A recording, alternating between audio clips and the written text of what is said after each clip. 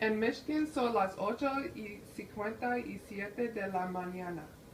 El año es 1858. Parte día soleado en Antonio, October. Sharon wakes up in her dream. She is lost, confused, unaware of her environment. Someone is talking with her, but she doesn't know who.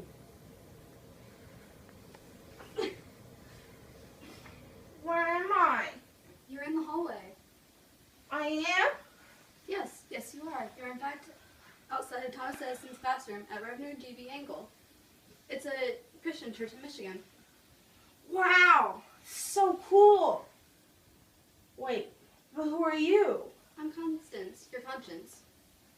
Wait, but why are you outside my head? That doesn't matter. Now quiet down.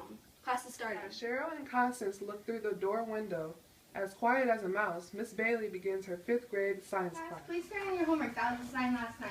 The class gets up and speed walks to the front to see which student can turn in their homework first. Edison is in the back line and begins to speak to the teacher. Good morning, Miss Bailey. Here's my homework. Good morning, Tommy. Please take your seat so I can instruct the class. Yes, ma'am. Okay, class. Please turn to page 76 of your textbook and begin to read. The class listened well and began to read. Thomas raises his hand to ask a question. Miss Bailey, Yes, Tommy. why is there a sun? We have the sun so that we can see. It's our only other resource of light other than fire. Are those two the only resources of light? As of now, yes, those are the only ones. Why can't there be anything that's man-made? You know what, Thomas? If you really want to know, talk to me after class, all right? But all I was doing was asking a question. Yes, I know, but it's very irritating. But, Just get out. I've had it. Thomas Edison exits the class with a confused look on his face. He doesn't know what he did to be sent out of class. School is over and every student leaves while Thomas is left behind. He never returned back into class. He sat in the hallway on a chair he found. Thomas, you have such an imaginative mind. It's quite interesting now that I think about it, but I think that's what's holding you back from your learning. Just please save your questions till after class. yes, ma'am. I spoke to your mom, and she'll be here soon. Look, there she is right now. You better hurry home. It's getting dark. Sure wish we had some form of light. Hey, we better go. We'll be stuck here forever. Come on, let's go. Thomas and his mother walk home. Thomas began to think and think. What if there was a form of light that could help us see in the dark? Nah, there can't be and won't be, but it would sure help out a lot. Did you say something? No, not at all. Yay, finally home! Honey, I think I'm going to start homeschooling you from now on. Why? Because I said so. Well, whatever you think is the best decision, I'll support it.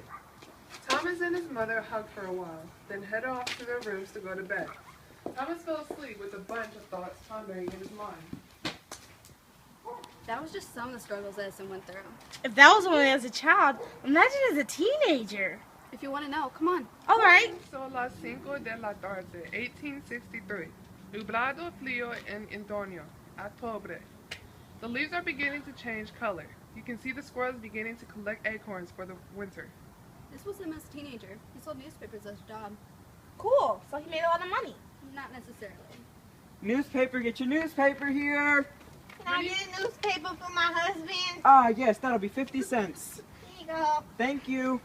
Have a good day. Is there anything else he did? Well, he worked as a telegrapher on the train. Do you know what that is? No, not really. Well, it's a person who sends messages by telegraph. Oh, cool. Did you know this job helped him lead to the invention of the first commercialized incandescent light bulb? No, I didn't. Wow. Yeah, I got him all interested in electricity. It's pretty fascinating. He invented the light bulb when he was just an adult. Speaking of him as an adult, you want to go see him as one? And all that happened before the invention of the light bulb? Sure, why not? We've already seen him as a child, a teen. Why not as an adult? Constance and Cheryl went to watch Edison's daily life as a grown-up.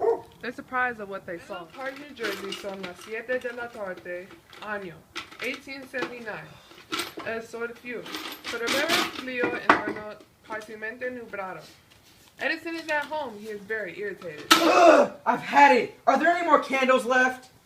Here you go, boys. Thomas Edison reaches for the candles. He begins to light one and accidentally burns himself. Ow! I've had it! Why can't there be a form of light that helps me see in the dark instead of having to burn myself every time I try to see? Ugh! I feel so bad for him. Yeah, me too. Wait, shh.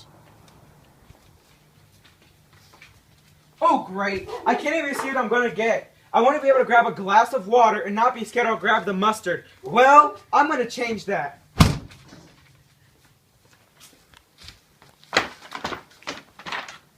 Edison and his mucker woke up the next morning.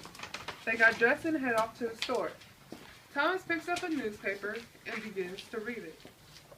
He notices an article about the light bulb invention.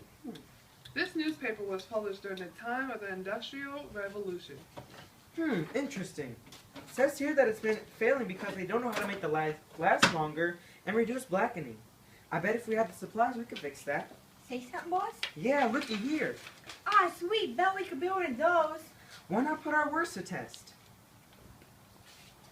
Luckily, in the article, there was a list of supplies that they used to create the light bulb. He was very lucky. A lot of inventions were made during this revolution. Really? Like what? One of the inventions is cotton gin. It made work easier for the workers. They could pick the seeds out of the cotton faster than ever. That's very handy. Thomas Edison bought the supplies.